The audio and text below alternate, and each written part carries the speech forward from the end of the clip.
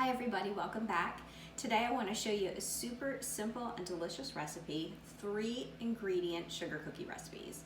It's very family friendly and very versatile. So there's just 3 ingredients to it, and once I tell them to you, you pretty much commit them to memory. You won't even really have to write it down. I've preheated my oven to 325 degrees and I prepared a baking sheet with parchment liner on it. That being said, if you don't have parchment liner to prepare your pan, you can just go ahead and hit it with a little pan spray or just a little bit of oil or something just to keep the cookies from sticking. To my bowl, I'm going to add first butter. I have 10 tablespoons of butter, so that's 1 stick and 2 tablespoons.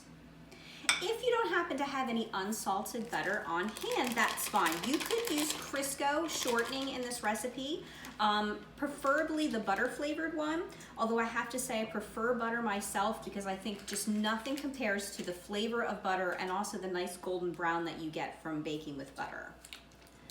It's very soft. I've had it out for a few hours just softening on the counter. And to that I'm going to add 1/3 cup of regular white sugar. Make sure you get it all out. And just mix it together. You can do this by hand or with a hand mixer, works perfectly well. I'm just gonna go ahead and do it by hand. I think this is a great recipe to do with the little ones in your household, your children or your younger siblings, because it really does not require any special equipment, and you can get to stir and take turns stirring and do all the steps together. Also, it doesn't make a very large batch, which means if the kids get bored with them after a couple of cookies, which I don't think they will, but if they do, it won't be long before you can move on to making your next ingredient, baked good. All right, just sort of cream it up a little bit.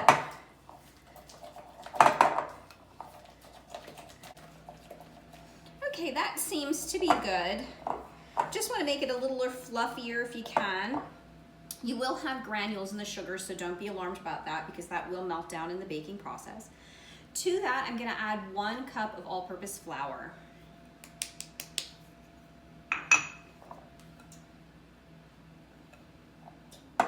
I don't honestly think you can find an easier cookie recipe than this one. So just to reiterate, that was 10 tablespoons of softened unsalted butter, 1/3 cup of granulated sugar, and 1 cup of all-purpose flour. And you can see I'm just about brought it together. And you can really get in there with your hands. I'm gonna hold off doing that so I don't have to stop and go wash my hands again in the process. It'll just take a little minute for it to all come together.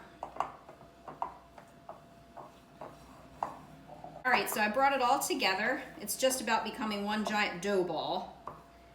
I'm going to put it out on the counter and divide it into pieces, about 1-inch size pieces. Think of a golf ball.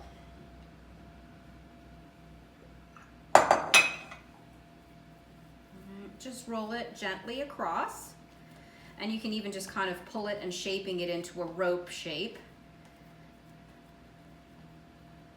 All right, I'm gonna cut it down the middle. Cut each in halves, and each one I'm gonna cut in 4ths. Now you can make them bigger if you like. I like to have more of a bite size or 2-bite cookie.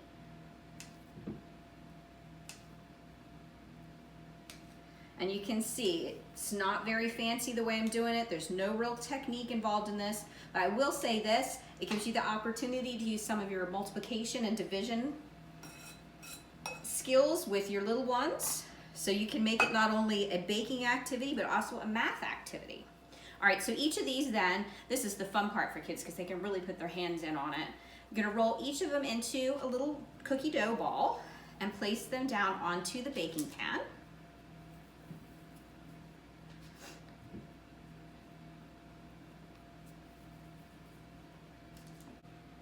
So I finished rolling all the cookie dough balls, and this is where it gets to be the fun part, particularly for the young members of your family, because they can really customize their cookie the way they like it, just like we do at Christmas time when everybody's putting sprinkles and little eyeballs and raisins for buttons and all those things on their great holiday cookies. So this is the same sort of thing. And you can really just go through your cabinets, through your pantry, and just find things that are around to really customize them. So I went through to see what we had on hand and kind of what I know my family likes. I'm a big fan of raspberry, so I'm going to use some raspberry jam. I have some coconut, so first I'm going to make like a thumbprint style one where I roll the dough into the coconut, make a thumbprint, add the jam. I'm going to do just the traditional one with sprinkles, and then I had a few chocolate chips, so I thought maybe I'll just, put a few on the top. All right, so I'm going to start. I also pulled out a little bit of water and a pastry brush, just in case I feel like I need to dip my finger in so it doesn't stick to the cookie, or if I'm concerned that maybe like the sprinkles or something won't stick when I'm trying to decorate, I'll have that handy as well. So I'm gonna start by making the coconut raspberry, and all I'm gonna do is take the cookie dough, push it into the sweetened coconut a little bit, and turn it coconut side up, and then press my thumb in there to make the little indentation for the thumbprint. I'm gonna do a couple more. You could also do this with chopped nuts. That's really tasty as well. If you don't have coconut on hand, but you've got a few almonds or pecans, that works out really good.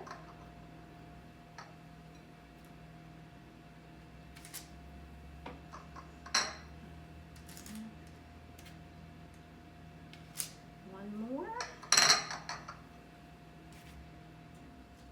And I've got just 2 spoons here, just 2 teaspoons, and I'm just gonna put a little dollop of jam in the center of each one.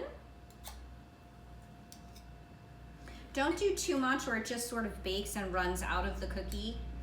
It also provides a nice little color contrast. I'm always amazed with recipes like this, the variety of a platter of cookies that you can get out of just one single dough. So that's really what I want to emphasize here. Not only is it fun and easy and family friendly, but you get such a nice variety to satisfy everybody's tastes.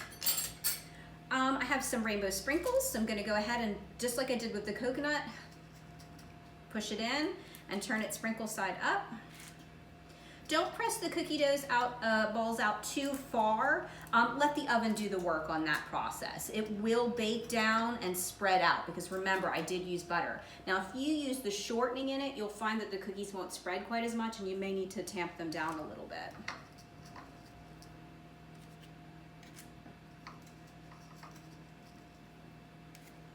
All right, and then finally, I have a few M&Ms here. I'm just gonna just press them out lightly.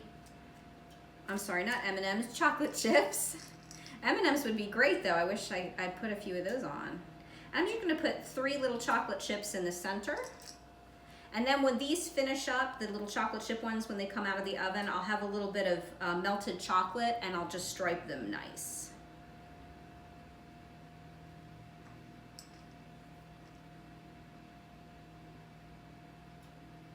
Alrighty, that's all there is to it. I'm gonna go ahead and put these in a 325-degree oven. It's gonna take anywhere from 12 to 15 minutes to bake. And because I'm using convection, I may have to rotate my pan once during the process to make sure they bake evenly around. All right, so it's been a full 15 minutes and the cookies are ready to come out of the oven. You can see they get nice and golden brown around the edges. I'm gonna let them cool for just a couple minutes, and then I wanna stripe the ones with the chocolate morsels with some extra chocolate to make them super chocolatey, and add a little powdered sugar to the raspberry coconut, and then I'll plate them up. So my cookies have cooled for a few minutes, and I can go ahead and garnish them now. For me, presentation is everything. Now, certainly we could just put them out as they are, and they're beautiful, and they look delicious, and I would eat every one of them if I could. But I like to add a little touches. So I have a little bit of powdered sugar, and I'm gonna add that a little bit to the raspberry coconut, just a little bit, just to make it look pretty.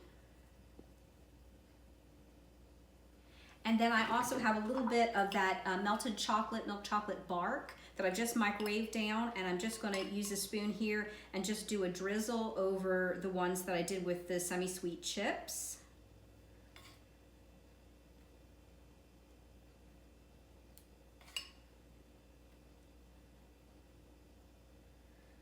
My husband likes chocolate, and he can't get enough of it, so I know he's gonna go right in for those. Alrighty, so there you have it.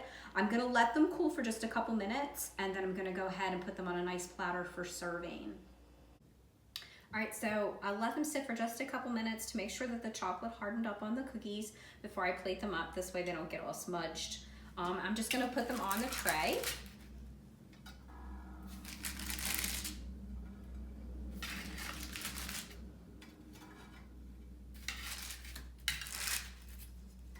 Just break it up a little bit, a few of each.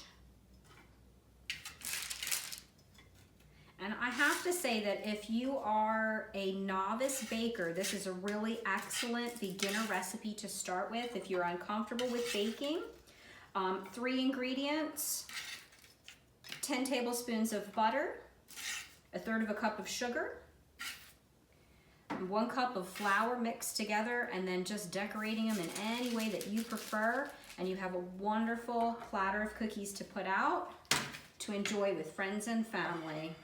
There you have it, 3 ingredient sugar cookies.